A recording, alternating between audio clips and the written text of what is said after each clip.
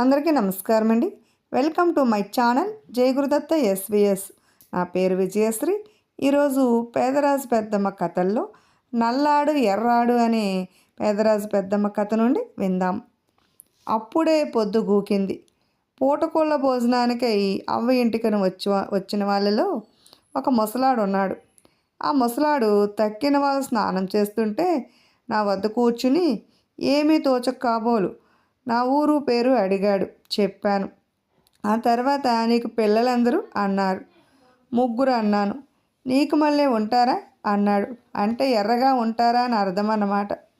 ఆ మాట అవగ్రహించి అడ్డు వచ్చింది. తాతగారు ఆ ప్రశ్న అడగటం బాగానే ఉన్నది. ఈవేళ అందుకు సంబంధించిన కథ చెప్తానులే అన్నది. ఆ పైన మేమంతా అన్నాలు తిన్న తర్వాత చెప్తున్నా వినమని అవ్వ కథ ప్రారంభించింది. నాయన, వెనక ఒక ఊళ్ళో నల్లాడు ఎర్రాడు అనే ఇద్దరు రైతులు ఉండేవాళ్ళు. వాళ్ళకి పెద్దగా పొలం ఏమీ లేదు. ఏదో చేడంత కొండ మాత్రం ఉన్నది. దానికి తోడు ఇంకా 4 ఎకరాలు మోసయ్య అనే భూస్వామి వద్ద కొవ్వులు తీసుకుని ఏదో చాకరీ చేసుకుని బతుకుతూ ఉండేవాళ్ళు. అలా ఉండగా ఏం జరిగిందంటే, ఎట్లా పోయినా లేని వాళ్ళేగా. ఆపరణ ఎందుకైతేనేమి మోసయ్య వద్ద ఎందుకో ఒక అందుకు డబ్బు అప్పుగా తీసుకున్నారు. అది వడ్డీ మీద వడ్డీ పెరుగుతున్నది. కానీ ఆ డబ్బు మాత్రం చెల్లించే స్థితిలో ఆ ఇద్దరూ లేరు. అందుకు తోడు మోసయ్య ఎంత ప్రయత్నం చేసినా ఆ ఇద్దరు మగతాగా చేస్తున్న తన భూమికి మగతా రేటు పెరిగేట్లు లేదు. ఎందుకనంటే ఆ భూమి ఆ ఇద్దరికీ తప్పితే అందుబాటులో లేదు. ఆ ఇద్దరు ఒక్క మాట మీద నిలిచి ఇటు అప్పులు తీర్చకుండాను అటు కౌలు రేటు పెరగకుండాను జాగ్రత్త పడుతూ వస్తున్నారు. కనుక ఆ ఇద్దరు ఐకమత్యము చెడగొట్టినంత వరకు ఏమీ లాభం లేదు. అందుకని మోసయ్య అనేక పన్నాగాలు పన్నాడు.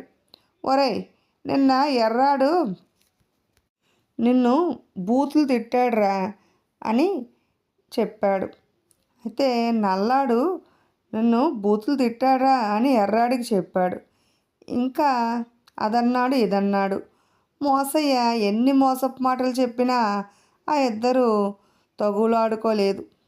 అందువల్ల మార్గం ఏమిటా అని మోసయ్య తెగ ఆలోచించాడు. అట్లా ఆలోచించగా ఒక మంచి ఆలోచన తట్టింది. ఒకనాడు నల్లాడు మోసయ్య ఇంటికి ఏదో పని మీద వచ్చాడు. మోసయ్య అతడికి బాగా సర్యాదలు చేసి విన్నావా అన్నాడు. ఏమిటండి అన్నాడు నల్లాడు. ఏమిటేమున్నదిరా పిచ్చాడా, ఏం చెప్పాలో తోచకుండా ఉన్నది. మొన్న ఎర్రాడి చేలో గేదెలు పడి మేసేసినాయంట కదూ. ఆ గేదెలు నీవేనంట. నువ్వు నల్ల కుక్కకు మళ్ళీ ఉంటావంట. కుక్కకు కాబట్టే వాడి చేలో గేదెల్ని తోలి మేపావంట అన్నాడు మోసయ్య. నల్లాడు నల్లగా కారు నలుపుగా ఉంటాడు.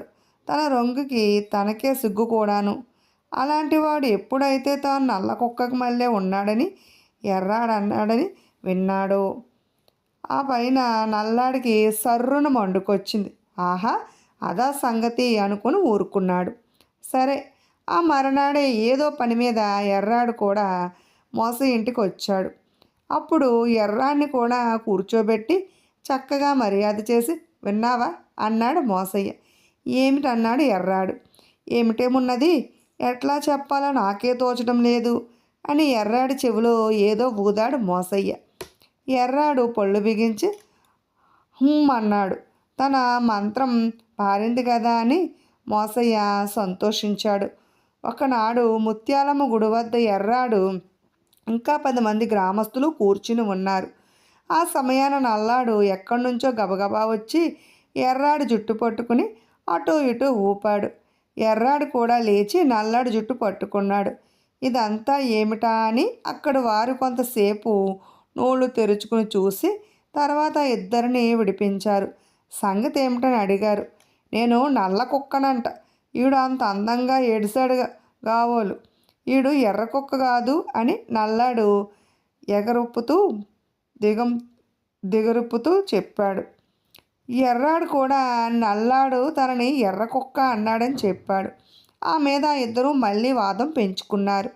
ఈ ఇద్దరూ ఇదివరకు చాలా అనుబంధికంగా ఉండేవాళ్ళు. అందుచేత ఊళ్ళో చాలామందికి కర్రెర్రగా ఉండేది. కాబట్టి ఇప్పుడు ఈ ఇద్దరు గుద్దులాడుకోవడం చూసి అక్కడున్న 10 మందిలోనూ 9 మంది చాలా సంతోషించారు. ఒక్కడు మాత్రం సంతోషించలేదు. ఆయన ఒక ముసలాయన. ఆ ముసలాయన అయితే ఇప్పుడు ఏం చేయమంటారా అని ఆ ఇద్దరిని అడిగాడు. ఏమీ లేదు, నేను నల్ల కుక్కనే, వాడు ఎర్ర కుక్కే. మరి మా ఇద్దరిలో గొప్పవాడు ఎవరో మీరే తేల్చి చెప్పండి అన్నాడు నల్లాడు. అందుకు ఆ ముసలాయన పకాలు నవ్వి, మీ సంగతి ఆ త్రిమూర్తులు తేల్చాల్సిందే అన్నాడు. ఎందుకని అని అడిగాడు నల్లాడు. ఎందుకంటావా, త్రిమూర్తుల్లోనూ నలుపు ఎరుపు భేదాలున్నాయి.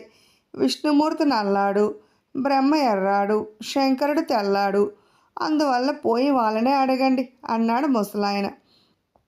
అంతకు ముందే అక్కడికి ఒక నామాలాయన, ఒక లింగధారి, ఒక వైదికుడు కూడా వచ్చారు.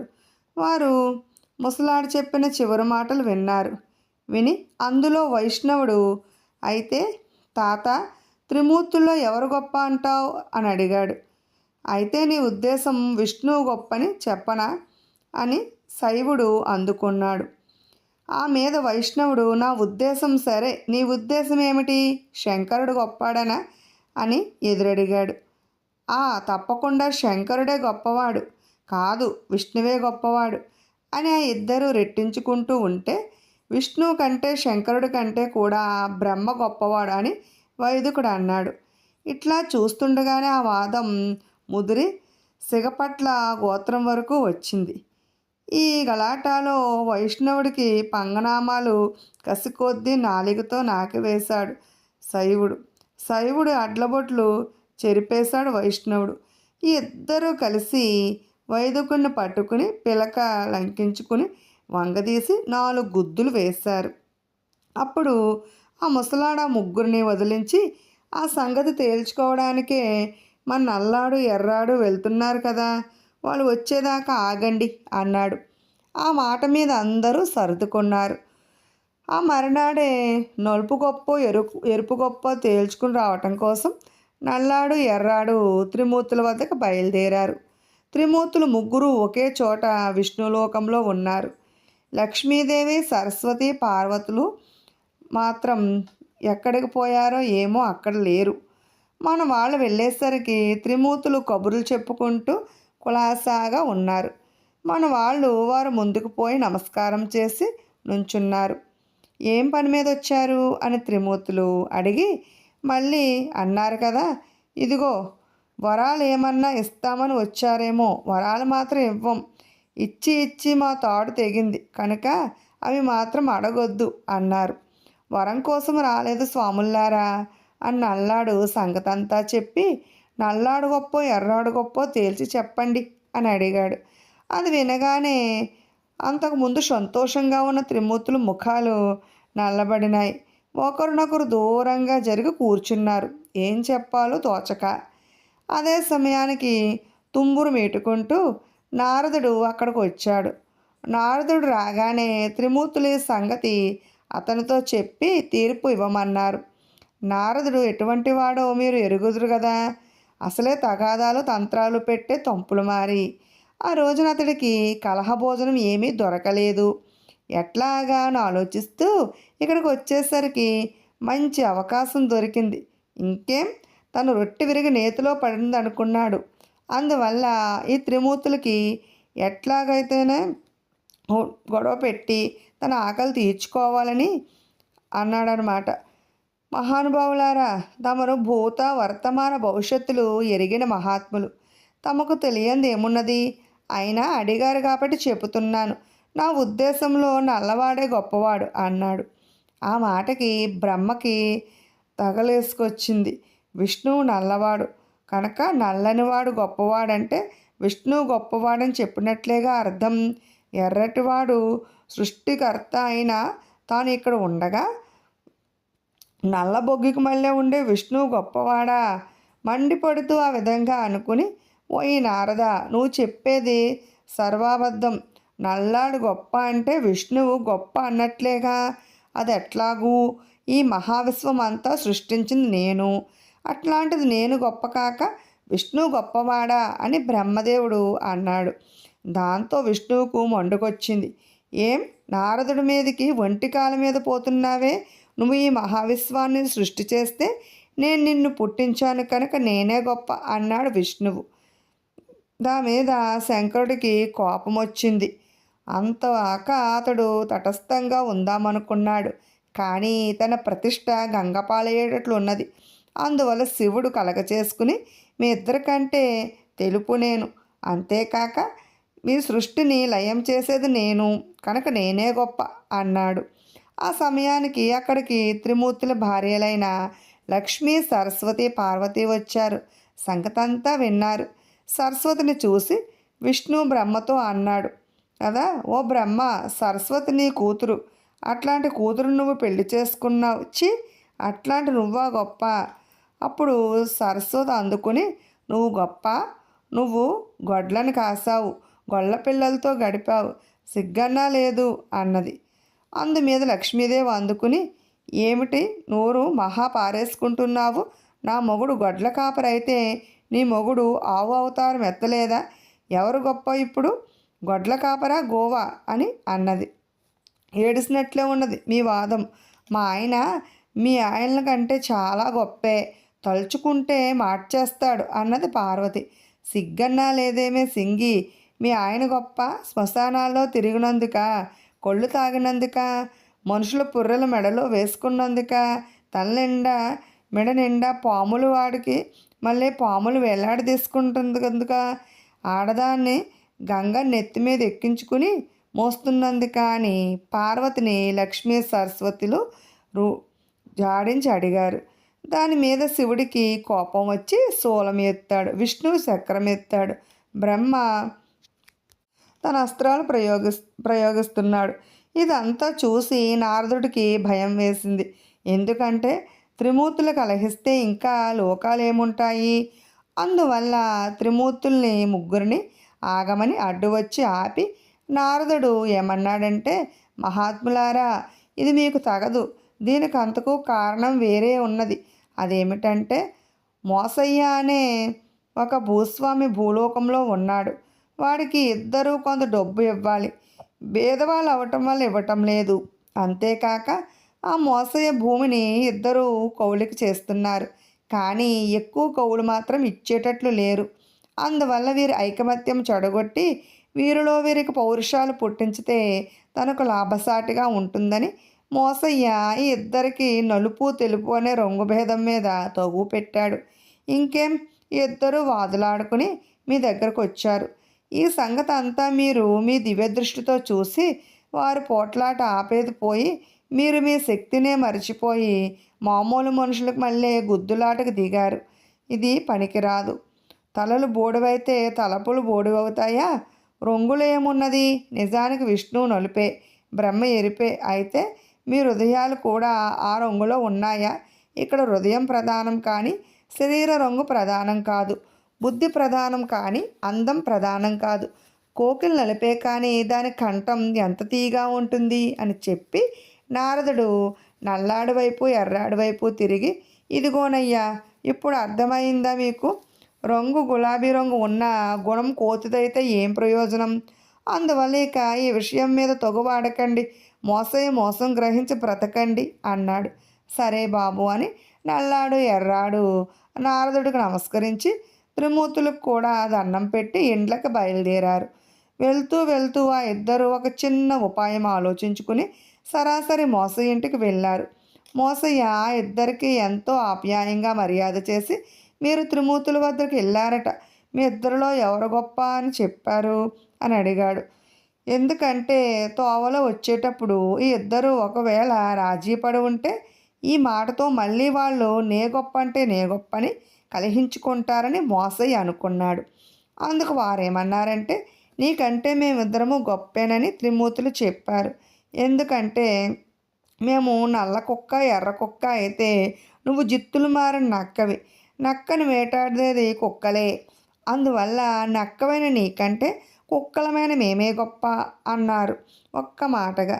దాంతో మోసయ్య గుండెలో కొండరాయి పడింది. తన మోసం గ్రహించారని తెలుసుకుని, ఒరేయ్, అయ్యిందేదో అయిపోయింది, మరి నా డబ్బు సంగతి అని అడిగాడు.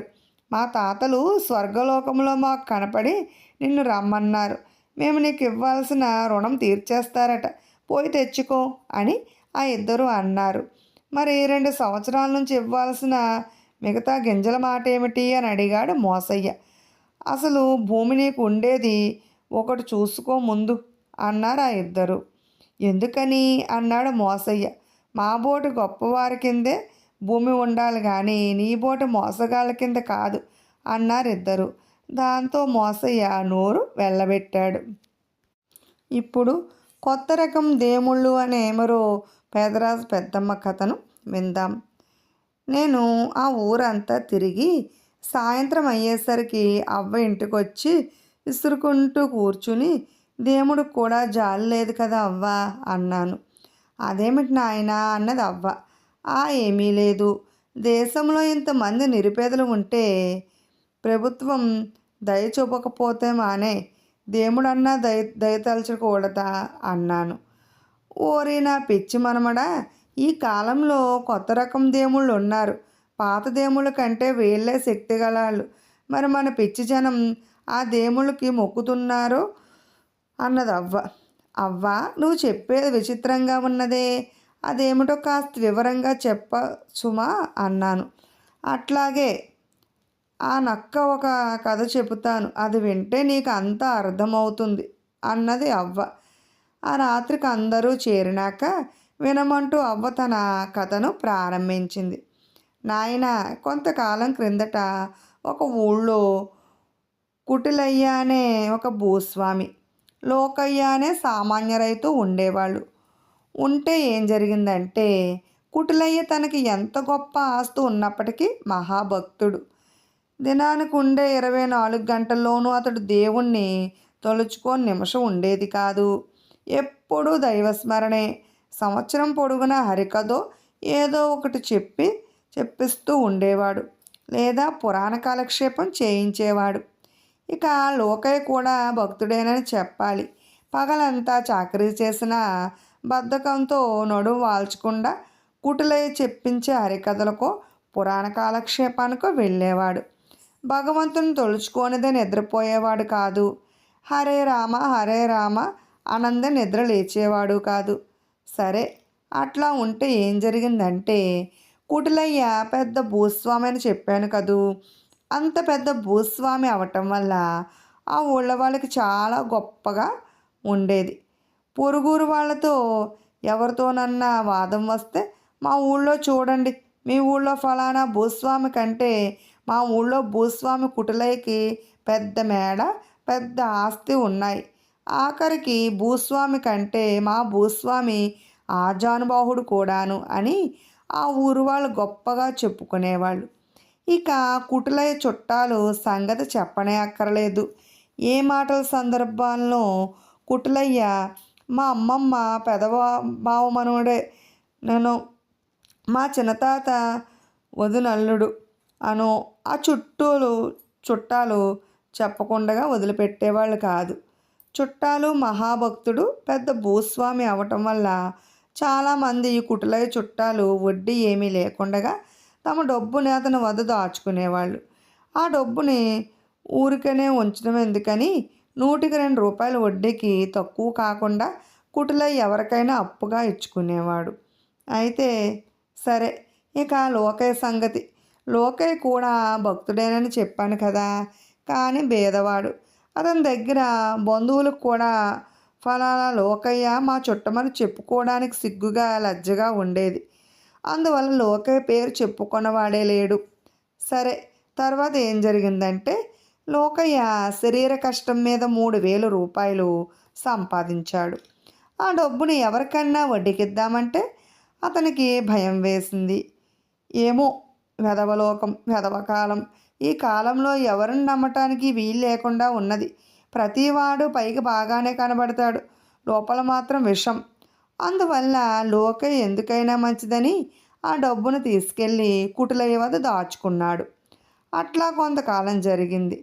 జరగ్గా ఆ డబ్బే భూమి కొనటానికి దేనికో లోకయ్యకి అవసరమైనది. ఒకనాడు కుటులయ్య ఇంటికి వెళ్ళి, ఏమండి, డబ్బు అవసరమైంది, ఆ డబ్బు ఇప్పించండి అన్నాడు లోకయ్య. ఆ మాట వినగా కుటులయ్యకి ఆశ్చర్యమేసి, ఏ డబ్బురా అని అడిగాడు. అదేనండి, నేను మీకు దాచి ఉంచమని ఇచ్చిన 3000 అన్నాడు లోకయ్య. ఈసారి కుటులయ్యకి మరీ ఆశ్చర్యమేసింది. యారా, నువ్వు నాకు 3000 ఇచ్చావా అన్నాడు. అదేంటి అట్లా అంటారు, నా చేతులతోనే కదండి నేను ఇచ్చింది అన్నాడు లోకయ్య. చా, ఇక ఊరుకోరా, ఎవరన్నా నవ్విపోతారు. నాకు ఇంత ఆస్తి ఉంటే నీ డబ్బు నాకు కావాలా అన్నాడు కుటులయ్య. అమ్మ తోడు కదండి, నా పిల్లల మీద ఒట్టు, నేను ఒట్టు పడతా ఒట్టు అన్నాడు లోకయ్య. చచ్చా, ఇక సరిపెట్టు, దేవుడు తోడు, నీ డబ్బు నేను ఎరగనోయ్, పొరపాటును ఎవరికన్నా ఇచ్చి నాకు ఇచ్చాననుకున్నావేమో, బాగా ఆలోచించుకో అన్నాడు కుటులయ్య. అట్లా లోకయ్య ఎంత అడిగినా లాభం లేకపోయింది. ఆపరణే దేవుడా అంటూ నెత్తి మీద గుడ్డను కొని వచ్చిన దారనే ఇంటికి వెళ్ళాడు. ఆ మీద ఏం జరిగిందంటే, లోకయ్యకి ఒక చుట్టం ఉన్నాడు. అతడి పేరు అవకాశయ్య. అప్పుడు సలహా కోసం లోకయ్య వెంటనే అవకాశయ్య ఇంటికి వెళ్ళాడు. సంగతి అంతా చెప్పాడు. అసలు అంతకు ముందు ఏమైందంటే, అవకాశయ్య ఒక మాదిరిగా బాగా ఉన్నవాడే, కానీ ఒకనాడు ఎందుకో అవసరం వచ్చి కుటులయ్య ఇంటికెళ్ళి 10,000 రూపాయలు అప్పిమ్మని అడిగాడు. అవకాశయ్య కలవాడేనన్న నమ్మకంతో కుటులయ్య 10,000 ఇచ్చి నోటు రాయించి పంపమన్నాడు. కానీ అప్పటి నుంచి అవకాశయ్య ఆ నోటు రాయించి పంపనేలేదు. కుటులయ్య అడిగితే, ఎందుకండి ఈ భాగ్యానికి నోటు, నేను ఎప్పుడూ వేలిముద్ర వెయ్యలేదు, అసలు 10 రోజులు ఇచ్చేస్తాగా అంటూ వచ్చాడు. కానీ సందు జిక్కితే ఆ డబ్బు మాత్రం ఎట్లాగొట్లాగా మింగేయాలని అవకాశయ్య కాచుకుని కూర్చున్నాడు. అయినా నమ్మక ద్రోహం చేయటానికి మాత్రం ప్రాణం ఒప్పటం లేదు. కానీ ఎప్పుడైతే లోకయ్యకు చేసిన మోసం విన్నాడో అప్పుడిక మోసగాన్ని మోసగించడంలో తప్పు లేదనుకున్నాడు. అనుకుని ఏమన్నాడంటే, ఇదిగో లోకయ్య, నువ్వేమీ భయపడక మాక, నా దగ్గర కుటులయ్య డబ్బు 10,000 ఉన్నది. వాడు నిన్ను మోసం చేశాడు కాబట్టి ఇక నేను ఆ 10,000 ఇవ్వను. ఆ డబ్బులో 3,000 నీకు ఇస్తాను. అయితే ఒక్క మాట, వాడు దావా వేయవచ్చు, దావాలో నేను గెలిస్తే మాత్రమే ఇస్తాను. నాకు ఆ డబ్బు వద్దనే వద్దు, నా డబ్బే నాకు కావాలి అన్నాడు లోకయ్య. కొంతకాలానికి లోకయ్య కుటులయ్య మీద దావా వేయటానికి సాక్షులు ఎవరన్నా దొరుకుతారేమోనని ప్రయత్నించాడు. నిజానికి ఆనాడు తాను డబ్బు ఇచ్చేటప్పుడు కరణం, మునసుబు కుటులయ్య దగ్గరే ఉన్నారు. కానీ సాక్ష్యానికి రమ్మంటే వారు రామన్నారు. దొంగ సాక్ష్యం తీసుకెళ్ళడానికి లోకయ్యకి ఇష్టం లేదు. నిజానికి అవకాశయ్య తాను సాక్ష్యం చెప్తానన్నాడు కూడాను. అయినా వద్దన్నాడు లోకయ్య. ఇక తనకు దిక్కెవరని లోకయ్య ఒకనాడు ఒక పురాణ పంతులతో చెప్పుకున్నాడు. అంటే అప్పుడు ఆ పంతులు ఏమన్నాడంటే, ఒరే పిచ్చాడా, దిక్కులేని వాడికి దేవుడే దిక్కురా అన్నాడు. సరేనని లోకయ్య ఒకనాడు దేవుడికి కొబ్బరికాయ కొట్టి దండం పెట్టి కుటులయ్య మీద కోర్టులో దావా పడేశాడు. కుటులయ్య కూడా బాగా ఉన్నవాడు కాబట్టి దేవుడికి 10 కొబ్బరికాయలు కొట్టి అవకాశయ్య మీద కోర్టులో దావా వేశాడు. ఇందులో ఒక్క అవకాశయ్య మాత్రం ఏ దేవుడికి మొక్కుకోలేదు. సరే, కొన్ని సంవత్సరాల పాటు కోర్టు చుట్టూ వాయిదాలకు తిరిగాక బోల్డంత డబ్బు ఖర్చయ్యాక తీర్పులు ఇచ్చారు న్యాయమూర్తులు. కుటులయ్య వేసిన దావాలో అవకాశయ్య గెలిచాడు. లోకయ్య వేసిన దావాలో కుటులయ్య గెలిచాడు. అప్పుడు కుటులయ్యకి దేవుడి మీద చాలా కోపం వచ్చింది. అని మహాభక్తుడయ్యే, నిత్యము దైవనామస్మరణ చేస్తానయ్యే, అట్లాంటిది దేవుడు తనకి అన్యాయం చేస్తాడా అనుకుని దేవుడి దగ్గరికి వెళ్ళి నెగ్గదీసి అడగడం కోసం ఆ మరనాడు కుటులయ్య దేవుడి వద్దకు బయలుదేరి వెళ్ళాడు. అక్కడికి వెళ్ళి చూస్తే దేవుడికి కాళ్ళు చేతులు లేవు, ఒట్టి మొండం మాత్రం ఉన్నది. అప్పుడు కుటిలయ్య, ఏమండి, ఏ పొద్దు మిమ్మల్ని నమ్ముకుని ఉన్నాను కదా, నన్ను ఇంత పచ్చి మోసం చేయటం నీకు న్యాయమేనా అని దండం కూడా పెట్టకుండా అడిగాడు. భక్తుడా, శాంతించు, సంగతి ఏదో చెప్పు అన్నాడు దేవుడు. దాని మీద కుటిలయ్య కోపమంతా దిగమింగుకుని జరిగిందంతా చెప్పాడు.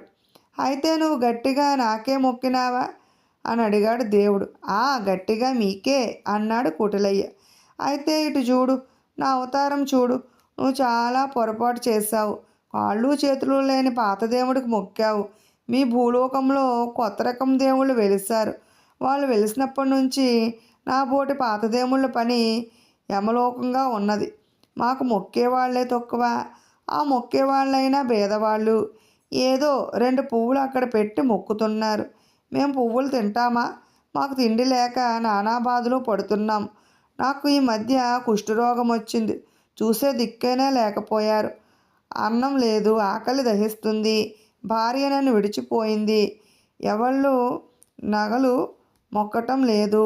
ధనరాశులు లేనేలేవు. ఇక నెత్తి మీద బొచ్చు మాత్రం తేరగా ఉన్నదని ప్రతివాడు ఆ జుట్టుని మొక్కుకుంటున్నారు. దేవుళ్ళము జుట్టు తిని బతుకుతామా? అందుకని నా భార్య నన్ను వదిలేసిపోయింది. నేను ఒక్కడిని. ఏడాదికి ఒకసారి ఏ నీలాంటి భక్తుడో ఒక కొబ్బరికాయ కొడితే అది తిని బతుకుతున్నాను. చూసే దిక్కు లేదు, పలికే దిక్కు లేదు. ఇదివరకు మాకు ఇచ్చే కానుకలన్నీ మీ నరులు భూలోకంలో వెలిసిన కొత్త రకం దేవుళ్ళకే ఇచ్చేస్తున్నారు. అట్లాంటిది కుష్ఠరోగిని నమ్ముకుంటే నీ కేసు ఏం గెలుస్తుంది అన్నాడు దేవుడు. అయితే తమరు కొత్త రకం దేవుళ్ళు అన్నారే, మా వాళ్ళు చెప్తారా వాళ్ళు ఎక్కడుంటారో చెప్తారా స్వామి అని అడిగాడు కుటిలయ్య. భక్తుడా, ఆ దేవుళ్ళని నువ్వు ఎరగవా? తప్పకుండా ఎరిగే ఉంటావు. కానీ ఆ దేవుళ్ళకి కానుకలు చాలా ఎక్కువగా ఇవ్వాలి కాబట్టి నాకైతే 10 కొబ్బరికాయలతో సరిపోతుంది కాబట్టి నువ్వు నాకు మొక్కుకుని ఉంటావు. సరే, ఏదైతేంలే, చెప్పేది విను. భూలోకంలో లంచాల దేవుడు అనే ఒక గొప్ప దేవుడున్నాడు. అతనికి లోబడి ఇంకా చిల్లర మల్లర దేవుళ్ళు చాలామంది ఉన్నారు. పరిమిటర్ల దేవుడు, లైసెన్సుల దేవుడు, మంత్రి పదవి అనుగ్రహ దేవుడు, ఇట్లా 1,00,000 మంది బుల్లు దేవుళ్ళు ఉన్నారు. అయితే వీళ్ళందరికంటే లంచాల దేవుడే సర్వశక్తిమంతుడు. ముందు లంచాల దేవుడికి బాగా మొక్కుకుంటే ఈ చిన్ని దేవుళ్ళు పలకరు. అయితే ఈ లంచాల దేవుడు ఒక కొత్త రకం, ఇంత ముడుపు చెల్లిస్తే కానీ నువ్వు అనుకున్నది జరగదు అని ఖచ్చితంగా మొహమాటం లేకుండా చెప్పేస్తాడు. మేము కాదు, మీరిచ్చిన పువ్వో పొడకో పుచ్చుకుని మీరు కోరిందల్లా చేయటానికి, తెలిసిందా? అందువల్ల నువ్వు ఆ లంచాల దేవుడికి మొక్కుకుంటేనే నీ పనులన్నీ సక్రమంగా జరుగుతాయి. అంతేగాని నాబోడు కాళ్ళు చేతులు లేని కుంటి దేవుళ్ళకి మొక్కితే ఈ కాలంలో పనులు జరగవు. ఇకనన్నా పని చెయ్యి. అసలు ఈ దేవుళ్ళని భూలోకంలో వెలిపింపచేసింది కూడా మీపోటి ధనుకులేలే అన్నాడు దేవుడు. ఆపరణే కుటిలయ్య ఏమన్నాడంటే, సరే, జరిగింది ఏదో జరిగిపోయింది. నేను పైకోర్టుకి అప్పీల్ చేసుకుంటాను. ఆ కోర్టులోనన్నా నేను గెలిచేటట్లు చెయ్యండి స్వామి అన్నాడు. ఓరి పిచ్చోడా, నీకు చెప్పితేనే నా వల్ల ఏమీ కాదని ఇంకా ఎందుకు అడుగుతావు? నీ పని కావాలంటే పోయి లంచాల దేవుడికి మొక్కుకో అన్నాడు దేవుడు. అట్లా కాదు, మీరు వరం ఇవ్వకపోతే మీ వద్దే నా తల బద్దలు కొట్టుకుని చస్తాను అన్నాడు కుటిలయ్య. భక్తుడా, ఆ పని మాత్రం చెయ్యకు మాక. ఎందుకంటే నువ్వు చచ్చిపోతే నిన్ను తీసుకెళ్ళి పారేసే దిక్కు కూడా లేదు. నేను కాలు చెయ్యలేని కరా మొండినని చూస్తున్నావుగా అన్నాడు దేవుడు. ఇంతలో అక్కడికి లోకయ్య కూడా వచ్చాడు. ఇది మీకు తగునా అని దేవుణ్ణి అడిగాడు. దేవుడు తన సంగతంతా చెప్పాడు. పోయి భూలోకంలోని లంచాల దేవుడికి మొక్కుకోమన్నాడు దేవుడు. ఇక లాభం లేదని కుటిలయ్య లేచి వెళ్ళబోతూ ఉంటే, ఇదిగో కొన్ని సంవత్సరాల మట్టి వస్తుంటున్నాను, ఏమన్నా కాస్త డబ్బు ఇచ్చిపో భక్తుడా, ఎవరి చేతనన్నా ఇంత తిండి తెప్పించుకుంటాను అన్నాడు దేవుడు. అప్పుడు కుటిలయ్య ఏమన్నాడంటే, నీకు గుడ్డి గవ్వ కూడా ఇవ్వను. ఇది వరకు ఇచ్చింది చాలు. మాకు లంచాల దేవుడు ఉండగా ఇంకా మధ్యలో నీ పీడ కూడా ఎందుకు నాకు అని తుస్కారించి వెళ్ళిపోయాడు. కానీ లోకే మాత్రం తన వద్ద భర్తీ ఖర్చులకి తెచ్చుకున్న చిల్లర డబ్బులుంటే అవి దేవుడికి ఇచ్చి ఓ దండం పెట్టి వెళ్ళిపోయాడు అని చెప్పి, ఇప్పుడు తెలిసిందా నాయన కొత్త దేవుళ్ళంటే అని అవ్వ నడుము వాల్చింది. అందుకనే కావోలు కొత్త దేవుళ్ళు పోటీకి నిలవలేక పాత దేవుళ్ళకైనా వేద్యాలు లేక గదులన్నీ పాడుపడిపోతున్నాయి అన్నాడు నా ప్రక్కనున్న ఓ రైతు ఆవలిస్తూను. ఉన్నారు కదండి. ఇటువంటి మరెన్నో పేదరాజు పెద్దమ్మ కథలను వినాలనుకుంటే ఫస్ట్ మా ఛానల్ని సబ్స్క్రైబ్ చేసుకోండి, బెల్ ఐకాన్ క్లిక్ చేయండి. మేము చేసిన వీడియోస్ నోటిఫికేషన్ కోసం ప్రక్కనే ఉన్న బెల్ ఐకాన్ క్లిక్ చేయండి. అలాగే లైక్ చేయండి, షేర్ చేయండి, కామెంట్ కూడా చేయండి. Thanks for watching.